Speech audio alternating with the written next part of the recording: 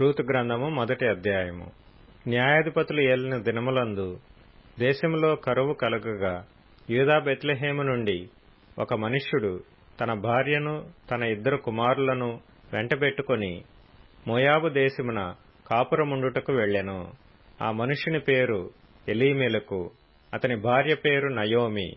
అతని ఇద్దరు కుమారుల పేర్లు మహ్లోను, కిల్యోను. వారు యూదా బెత్లెహేము వారైన ఎఫ్రాతీయులు. వారు మోయాబు దేశమునకు వెళ్లి అక్కడ కాపురముండిరి. నయోమి పెనిమిటి అయిన ఎలీమెలకు చనిపోయిన తరువాత ఆమెయు ఆమె ఇద్దరు కుమారులను నిలిచియుండిరి. వారు మోయాబు స్త్రీలను పెండ్లి చేసుకొనిరి. వారిలో ఒకదాని పేరు ఓర్పా, రెండవ దాని పేరు రూతు. వారు ఇంచుమించు 10 సంవత్సరములు అక్కడ నివసించిన తరువాత మహ్లోను, కిల్యోనను ఇద్దరును చనిపోయిరి. కాగా ఆ స్త్రీ తాను కనిన ఇద్దరు కుమారులను తన పెనిమిటియు లేనిదాయెను. వారికి ఆహారమిచ్చుటకు యెహోవా తన జనులను దర్శించునని ఆమె మోయాబు దేశములో వినెను గనుక మోయాబు దేశము విడిచి వెళ్ళుటకై ఆమెయు ఆమె కోడండ్రును ప్రయాణమైరి. అప్పుడు ఆమె ఉన్న స్థలము నుండి ఆమెతో కూడా ఆమె ఇద్దరు కోడండ్రును బయలుదేరి యూదాదేశమునకు తిరిగి పోవలనని మార్గమున వెళ్ళుచుండగా నయోమి తన ఇద్దరు కోడండ్రును చూచి, మీరు మీ తల్లుల ఇండ్లకు తిరిగి వెళ్ళుడి. చనిపోయిన వారి ఎడలను నా ఎడలను మీరు దయచూపినట్లు యెహోవా మీ ఎడల దయచూపునుగాక. మీలో ఒక్కొక్కతి పెండ్లి చేసుకుని తన ఇంట నెమ్మది నొందునట్లు యెహోవా దయచేయునుగాక అని వారితో చెప్పి వారిని ముద్దు పెట్టుకొనెను. అంతటా వారు ఎలుగెత్తి ఏడ్చి, నీ ప్రజల యొద్దకు నీతో కూడా వచ్చెదమని ఆమెతో చెప్పగా నయోమి, నా కుమార్తెలారా, మీరు మరలుడి. నాతో కూడా మీరు రానేలా మిమ్మును పెళ్లి చేసుకొనుటకై ఇంక కుమారులు నా గర్భమున నుందురా. నా కుమార్తెలారా, తిరిగి వెళ్ళుడి. నేను పురుషునితో నుండలేని ముసలిదానను. నాకు నమ్మిక కలదని చెప్పి ఈ రాత్రి పురుషునితో నుండి కుమారులను కనినను వారు పెద్దవారగు వరకు వారి కొరకు మీరు కనిపెట్టుకొందురా. మీరు వారి కొరకు కనిపెట్టుకుని పురుషులు లేక ఒంటరి కత్తెలై ఉందురా. నా కుమార్తెలారా, అది కూడదు. యెహోవా నాకు విరోధి ఆయను. అది మిమ్మును నొప్పించినంతకంటే నన్ను మరి ఎక్కువగా నొప్పించినదని వారితో చెప్పెను. వారు ఎలుగెత్తి ఏడ్వగా ఓర్పా తన అత్తను ముద్దు పెట్టుకొనెను. రూతు ఆమెను హత్తుకొనెను. ఇట్లుండగా ఆమె, ఇదిగో నీ తోడికోడలు తన జనుల యొద్దకును తన దేవుని యొద్దకును తిరిగి పోయినదే. నీవును నీ తోడికోడలు వెంబడి వెళ్ళుమనెను. అందుకు రూతు, నా వెంబడి రావద్దనియు నన్ను విడిచిపెట్టమనియు నన్ను బ్రతిమాలు కొనవద్దు. నీవు వెళ్ళు చోటికే నేను వచ్చెదను. నీవు నివసించు చోటనే నేను నివసించెదను. నీ జనమే నా జనము, నీ దేవుడే నా దేవుడు. నీవు మృతి పొందు చోటను నేను మృతి పొందెదను. అక్కడనే పాతి పెట్టబడెదను. మరణము తప్ప మరి ఏదైనను నిన్ను నన్ను ప్రత్యేకించిన ఎడల యెహోవా నాకు ఎంత కీడైనా చేయునుగాక అనెను.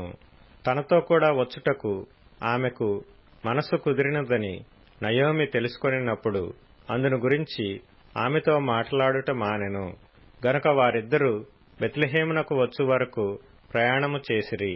వారు బెత్లెహేమునకు వచ్చినప్పుడు ఆ ఊరి వారందరూ వారి యొద్దకు గుంపు కూడి వచ్చి, ఈమె నయోమి గదా అని అనుకొనుచుండగా ఆమె, సర్వశక్తుడు నాకు చాలా దుఃఖము కలుగజేసెను గనుక నన్ను నయోమి అనక మారా అనుడి. నేను సమృద్ధి గలదాన్నై వెళ్ళితిని. యెహోవా నన్ను రిక్తురాలినిగా తిరిగి రాజేసెను.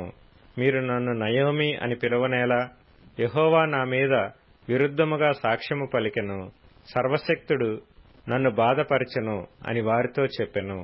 అట్లు నయోమియు ఆమెతో కూడా మోయాబీయురాలైన రూతు అను ఆమె కోడలను మోయాబు దేశము నుండి తిరిగి వచ్చిరి. వారిద్దరూ యవల కోత ఆరంభములో బెత్లెహేము చేరిరి.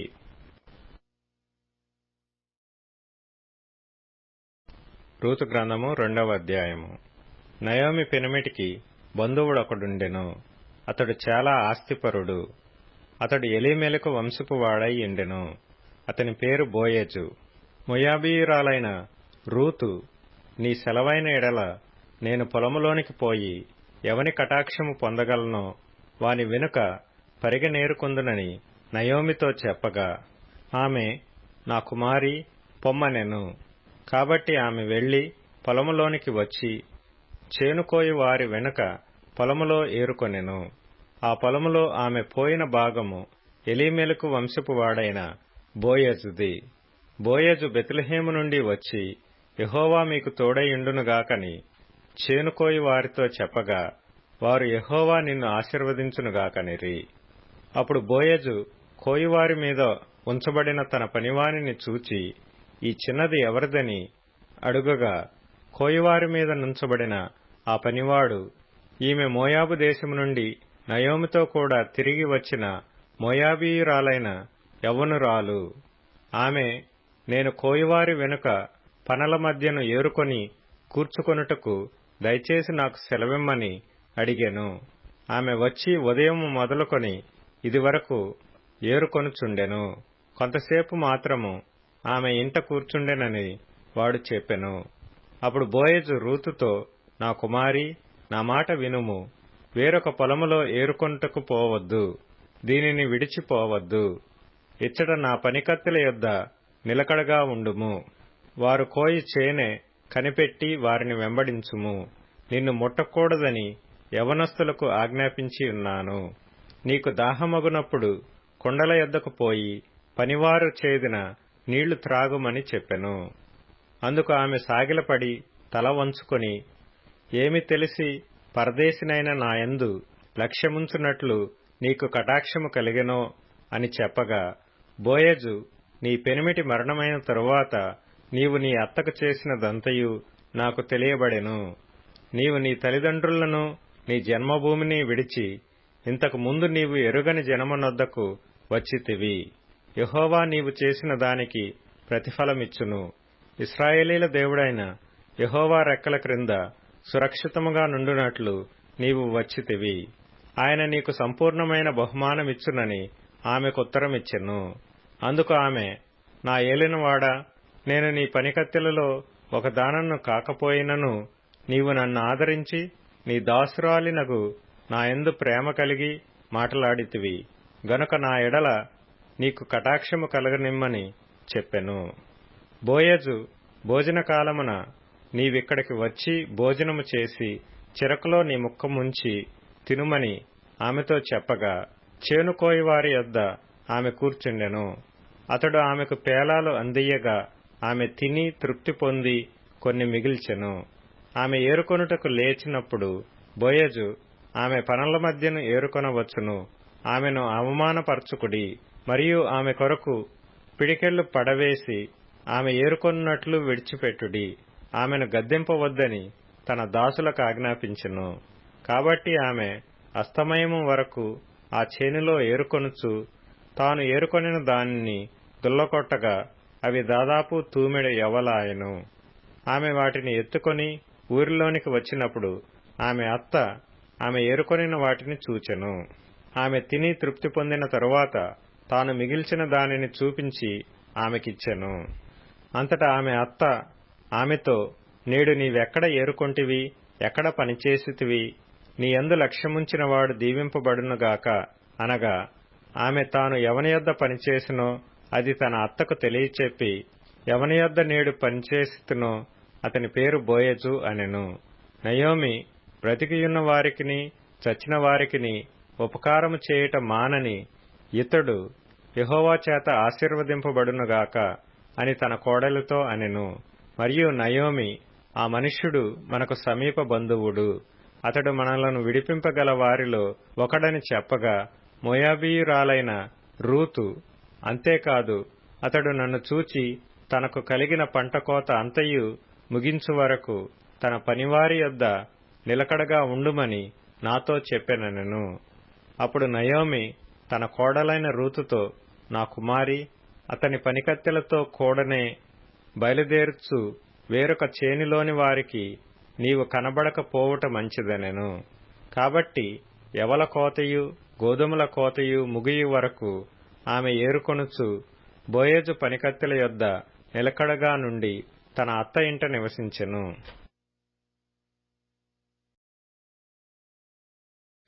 రూతు గ్రంథము 3వ అధ్యాయము. ఆమె అత్తయైన నయోమి, నా కుమారి, నీకు మేలు కలుగునట్లు నేను నీ కొరకు విశ్రాంతి విచారింపవలసిన దానను గదా. ఎవని పనికత్తెల యొద్ద నీవు ఉంటివో ఆ బోయజు మనకు బంధువుడు. ఇదిగో ఈ రాత్రి అతడు కళ్లమున ఎవలు తూర్పార బట్టింపబోవుచున్నాడు. నీవు స్నానము చేసి తైలము రాచుకొని నీ బట్టలు కట్టుకొని ఆ కళ్లమునకు వెళ్ళుము. అతడు అన్నపానములు పుచ్చుకొనుట చాలించు వరకు నీవు అతనికి మరుగై ఉండుము. అతడు పండుకొనిన తరువాత అతడు పండుకొనిన స్థలమును గుర్తెరిగి లోపలికి పోయి అతని కాళ్ల మీదనున్న బట్ట తీసి పండుకొనవలెను. నీవు చేయవలసిన దానిని అతడు నీకు తెలియజేయునని ఆమెతో అనగా, ఆమె నీవు సెలవిచ్చినదంతయు చేసెదనని చెప్పి ఆ కళ్లమునొద్దకు పోయి తన అత్త ఆజ్ఞాపించినదంతయు చేసెను. బోయజు మనస్సున సంతోషించున్నట్లు అన్నపానములు పుచ్చుకొని లోపలికి పోయి ధాన్యపు కుప్ప యొద్ద పండుకొనినప్పుడు ఆమె మెల్లగా పోయి అతని కాళ్ల మీదనున్న బట్ట తీసి పండుకొనెను. మధ్యరాత్రి యందు అతడు ఉలికిపడి తిరిగి చూచినప్పుడు ఒక స్త్రీ అతని కాళ్ల యొద్ద పండుకొని ఉండెను. అతడు నీవెవ్వరువని అడుగగా ఆమె, నేను రూతు అను నీ దాసురాలిని. నీవు నాకు సమీప బంధువుడవు గనుక నీ దాసురాలి మీద నీ కొంగు కప్పుమనగా, అతడు, నా కుమారి, యెహోవా చేత నీవు దీవెన నొందిన దానవు. కొద్దివారినే గాని గొప్పవారినే గాని యవనస్తులను నీవు వెంబడింపక యుండుట వలన నీ మునుపటి సత్ప్రవర్తన కంటే వెనుకటి సత్ప్రవర్తన మరి ఎక్కువైనది. కాబట్టి నా కుమారి, భయపడకుము. నీవు చెప్పినదంతయు నీకు చేసెదను. నీవు యోగ్యురాలవని నా జనులందరూ ఎరుగుదురు. నేను నిన్ను విడిపింపగలవాడనను మాట వాస్తవమే. అయితే నీకు నాకంటే సమీపమైన బంధువుడొకడున్నాడు. ఈ రాత్రి ఇండుము. ఉదయమున అతడు నీకు బంధువుని ధర్మము జరిపిన ఎడల సరి, అతడు విడిపింపవచ్చును. నీకు బంధువుని ధర్మము జరుపుటకు అతనికి ఇష్టము లేకపోయిన ఎడల యెహోవా జీవము తోడు నేనే నీకు బంధువుని ధర్మము జరిపెదను. ఉదయము వరకు పండుకొనుమని చెప్పెను. కాబట్టి ఆమె ఉదయము వరకు అతని కాళ్ల యొద్ద పండుకొని ఒకరినొకడు గుర్తించుపాటి వెలుగు రాకముందే లేచెను. అప్పుడు అతడు ఆ స్త్రీ కళ్ళెమునకు వచ్చిన సంగతి తెలియజేయకుడని చెప్పెను. మరియు అతడు, నీవు వేసుకొనిన దుప్పటి తెచ్చి పట్టుకొనుమని చెప్పగా ఆమె దాని పట్టెను. అతడు 6 కొలల యవ్వలను కొలిచి ఆమె భుజం మీద నుంచగా ఆమె పురములోనికి వెళ్ళెను. ఆమె తన అత్త ఇంటికి వచ్చినప్పుడు అత్త, నా కుమారి, నీ పని ఎట్లు జరిగినని అడుగగా ఆమె ఆ మనుష్యుడు తనకు చేసినదంతయు తెలియజేసి, నీవు వట్టి చేతులతో నీ అత్త ఇంటికి పోవద్దని చెప్పి అతడు ఈ 6 కొలల యవ్వలను నాకిచ్చెననెను. అప్పుడు ఆమె, నా కుమారి, ఈ సంగతి నేటి దినమున నెరవేర్చితేనే గాని ఆ మనుష్యుడు ఊరకుండడు గనుక ఇది ఏలాగు జరుగునో నీకు తెలియ వరకు ఊరకుండుమనెను. రూతు గ్రంథము 4వ అధ్యాయము. బోయజు పురద్వారమునొద్దకు పోయి అక్కడ కూర్చుండగా బోయజు చెప్పిన బంధువుడు ఆ త్రోవను పోవుచుండెను. గనుక బోయజు, ఓయి, ఈ తట్టు తిరిగి ఇక్కడ కూర్చుండుమని అతని పిలువగా అతడు వచ్చి కూర్చుండెను. బోయజు ఆ ఊరి పెద్దలలో 10 మందిని పిలిపించుకొని ఇక్కడ కూర్చుండుడని చెప్పగా వారును కూర్చుండిరి. అతడు, మోయాబు దేశం నుండి తిరిగి వచ్చిన నయోమి మన సహోదరుడైన ఎలీమెలకునకు కలిగిన భూభాగమును అమ్మివేయుచున్నది. గనుక నీవు చెవులారా వినున్నట్లు నేనొక సంగతి తెలియజేయవలనని ఉన్నాను. ఈ పుర నివాసుల ఎదుటను నా జనుల పెద్దల ఎదుటను ఆ భూమిని సంపాదించుకొనుము. ఏమనగా దాని విడిపించుటకు నీవు ఒప్పుకొనిన ఎడల విడిపింపుము. దాని విడిపింప నొల్లని ఎడల అది స్పష్టముగా నాతో చెప్పుము. నీవు గాక దాని విడిపింపవలసిన బంధువుడెవడనూ లేడు. నీ తరువాతి వాడను నేనే అని బంధువునితో చెప్పెను. అందుకతడు, నేను విడిపించెదనెను. బోయజు, నీవు నయోమి చేతి నుండి ఆ పొలమును సంపాదించు దినమున చనిపోయిన వాని పేరట అతని స్వాస్థ్యమును స్థిరపరచునట్లు చనిపోయిన వాని భార్య అయిన రూతు అను మోయాబీయురాలి యొద్ద నుండియు దాని సంపాదింపవలెనని చెప్పగా ఆ బంధువుడు, నేను దానిని విడిపించుకొనలేను, నా స్వాస్థ్యమును పోగొట్టుకొందునేమో, నేను దాని విడిపింపలేను గనుక నీవే నాకు ప్రతిగా బంధువుని ధర్మము జరిగించుమని చెప్పెను. ఇశ్రాయేలీయులలో బంధుధర్మమును గూర్చి గాని క్రయ విక్రయములను గూర్చి గాని ప్రతి సంగతిని స్థిరపరచుటకు పూర్వమున జరిగిన మర్యాద ఏదనగా ఒకడు తన చెప్పు తీసి తన పొరుగువానికిచ్చుటయే. ఈ పని ఇశ్రాయేలీయులలో ప్రమాణముగా ఎంచబడెను. ఆ బంధువుడు, నీవు దానిని సంపాదించుకొనుమని బోయజుతో చెప్పి తన చెప్పు తీయగా, బోయజు ఎలీమెలకునకు కలిగినది యావత్తును, కిల్యోనుకును మహ్లోనుకును కలిగినది యావత్తును నయోమి చేతి నుండి సంపాదించితినని నేనన్నందుకు మీరు ఈ దినమున సాక్షులై ఉన్నారు. మరియు చనిపోయిన వాని పేరట అతని స్వాస్థ్యమును స్థిరపరచునట్లును, చనిపోయిన వాని పేరు అతని సహోదరులలో నుండియు అతని స్థలము యొక్క ద్వారము నుండియు కొట్టివేయబడక యుండునట్లును నేను మహ్లోను భార్య అయిన రూత్ అను మోయాబీయురాలిని సంపాదించుకొని పెండ్లి చేసుకొనుచున్నాను. దీనికి మీరు ఈ దినమున సాక్షులై ఉన్నారని పెద్దలతోనూ ప్రజలందరితోనూ చెప్పెను. అందుకు పురద్వారమున నుండిన ప్రజలందరూ పెద్దలను, మేము సాక్షులము, యెహోవా నీ ఇంటికి వచ్చిన ఆ స్త్రీని ఇశ్రాయేలీల వంశమును వర్ధిల్లజేసిన రాహేలును పోలిన దానిగాను లేయాను పోలిన దానిగాను చేయునుగాక. ఎఫ్రాతాలో నీవు క్షేమాభివృద్ధి కలిగిన వాడవై బెత్లెహేములో నీవు ఖ్యాతి నొందుదువుగాక. యెహోవా ఈ యవనురాలి వలన నీకు దయచేయు సంతానమును నీ కుటుంబమును తామారు యూదాకు కనిన పెరెస్సు కుటుంబము వలె నుండునుగాక అనిరి. కాబట్టి బోయజు రూతును పెండ్లి చేసుకొని ఆమె యొద్దకు పోయినప్పుడు యెహోవా ఆమె గర్భవతి యగునట్లు అనుగ్రహించెను గనుక ఆమె కుమారుని కనెను.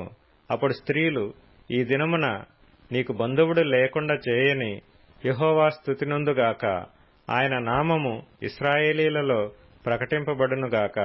నిన్ను ప్రేమించి 7 కుమారుల కంటే నీకెక్కువగానున్న నీ కోడలు ఇతని కనెను.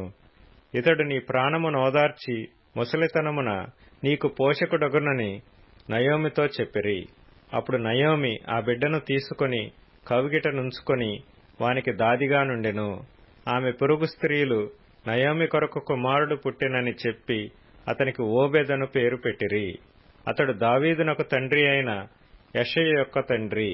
పెరెసు వంశావళి ఏదనగా పెరెసు హెస్రోనును కనెను, హెస్రోను రామును కనెను, రాము అమ్మీనాదాబును కనెను, అమ్మీనాదాబు నయస్సోనును కనెను, నయస్సోను షల్మానును కనెను, షల్మాను బోయజును కనెను, బోయజు ఓబెదును కనెను, ఓబెదు యెషయిను కనెను, యెషయి దావీదును కనెను.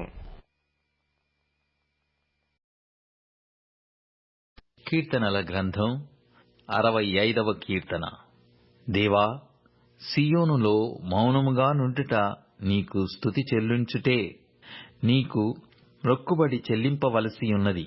ప్రార్థన ఆలకించువాడా, సర్వశరీరులు నీ యొద్దకు వచ్చెదరు. నా మీద మోపబడిన దోషములు భరింపజాలనివి. మా అతిక్రమముల నిమిత్తము నీవే ప్రాయశ్చిత్తము చేయుదువు. నీ ఆవరణములలో నివసించున్నట్లు నీవు ఏర్పరచుకొని చేర్చుకొనువాడు ధన్యుడు. నీ పరిశుద్ధాలయము చేత, నీ మందిరములోని మేలు చేత మేము తృప్తి పొందెదము. మాకు రక్షణకర్తవైన దేవా, భూదిగంతముల నివాసులకందరికిని, దూర సముద్రము మీదనున్న వారికిని ఆశ్రయమైన వాడా, నీవు నీతిని బట్టి భీకర క్రియల చేత మాకు ఉత్తరమిచ్చుచున్నావు. బలమునే నడికట్టుగా కట్టుకొనిన వాడై తన శక్తి చేత పర్వతములను స్థిరపరచువాడు ఆయనే. ఆయనే సముద్రముల ఘోషను, వాటి తరంగముల ఘోషను అణచువాడు. జనముల అల్లరిని చల్లార్చువాడు. నీ సూచక క్రియలను చూచి దిగంత నివాసులను భయపడుదురు. ఉదయ సాయంత్రముల ఉత్పత్తులను నీవు సంతోషభరితములుగా చేయుచున్నావు. నీవు భూమిని దర్శించి దాని తడుపుచున్నావు. దానికి మహాదైశ్వర్యము కలగజేయుచున్నావు. దేవుని నది నీళ్లతో నిండియున్నది. నీవు భూమిని అట్లు సిద్ధపరిచిన తరువాత వారికి ధాన్యము దయచేయుచున్నావు. దాని దక్కులను విస్తారమైన నీళ్లతో తడిపి దాని గనిమలను చదును చేయుచున్నావు. వానజల్లుల చేత దానిని పదను చేయుచున్నావు. అది మొలకెత్తగా నీవు దాని ఆశీర్వదించుచున్నావు. సంవత్సరమును నీ దయా కిరీటము ధరింపజేసియున్నావు. నీ జాడలు సారము వెదజల్లుచున్నవి. అడవి బీడులు సారము చిలకరించుచున్నవి.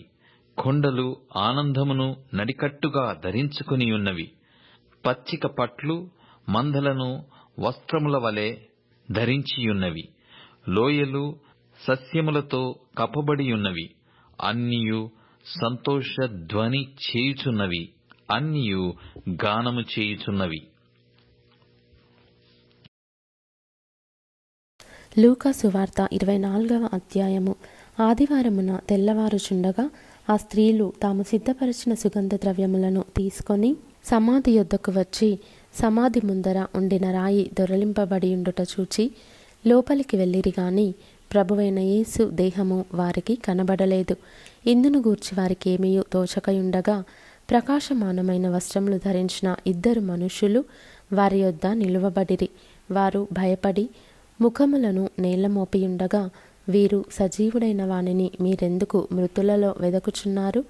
ఆయన ఇక్కడ లేడు, ఆయన లేచియున్నాడు. ఆయన ఇంకా గలిలయలో ఉండినప్పుడు మనుష్య కుమారుడు పాపిష్టులైన మనుషుల చేతికి అప్పగింపబడి సిలువ వేయబడి 3వ దినమందు లేవవలసి ఉన్నదని ఆయన మీతో చెప్పిన మాట జ్ఞాపకము చేసుకొనుడని వారితో అనిరి. అప్పుడు వారాయన మాటలు జ్ఞాపకము చేసుకొని సమాధి యొద్ద నుండి తిరిగి వెళ్ళి ఈ సంగతులన్నీయు 11 శిష్యులకును తక్కిన వారికందరికీ తెలియజేసిరి. ఈ సంగతులు అపోస్తలులతో చెప్పిన వారెవరనగా మగ్దలేనే మరియయు, యోహన్నయు, యాకోబు తల్లి అయిన మరియయు, వారితో కూడా ఉన్న ఇతర స్త్రీలును. అయితే వారి మాటలు వీరి దృష్టికి వెర్రి మాటలుగా కనబడెను గనుక వీరు వారి మాటలు నమ్మలేదు. అయితే పేతురు లేచి సమాధి యొద్దకు పరిగెత్తుకొని పోయి వంగి చూడగా నారబట్టలు మాత్రము విడిగా కనబడెను. అతడు జరిగిన దానిని గూర్చి ఆశ్చర్యపడుచు ఇంటికి వెళ్ళెను.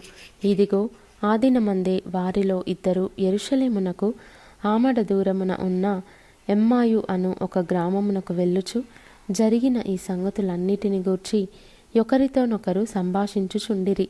వారు సంభాషించుచు ఆలోచించుకొనుచుండగా యేసు తానే దగ్గరకు వచ్చి వారితో కూడా నడిచెను. అయితే వారాయనను గుర్తుపట్టలేకుండా వారి కన్నులు మూయబడెను.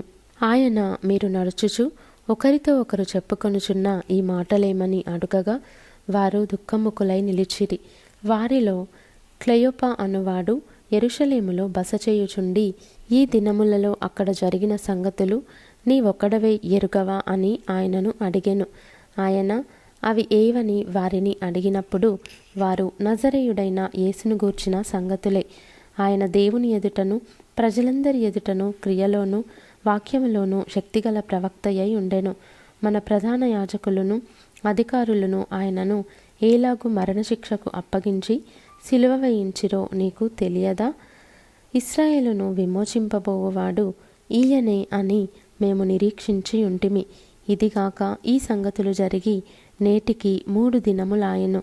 అయితే మాలో కొందరు స్త్రీలు తెల్లవారగానే సమాధి యొద్దకు వెళ్ళి ఆయన దేహమును కానక వచ్చి కొందరు దేవదూతలు తమకు కనబడి ఆయన బ్రతికియున్నాడని చెప్పిరని మాతో చెప్పి మాకు విస్మయము కలుగజేసిరి. మాతో కూడా ఉన్నవారిలో కొందరు సమాధి యొద్దకు వెళ్ళి ఆ స్త్రీలు చెప్పినట్టు కనుగొనిరి గాని ఆయనను చూడలేదని ఆయనతో చెప్పిరి.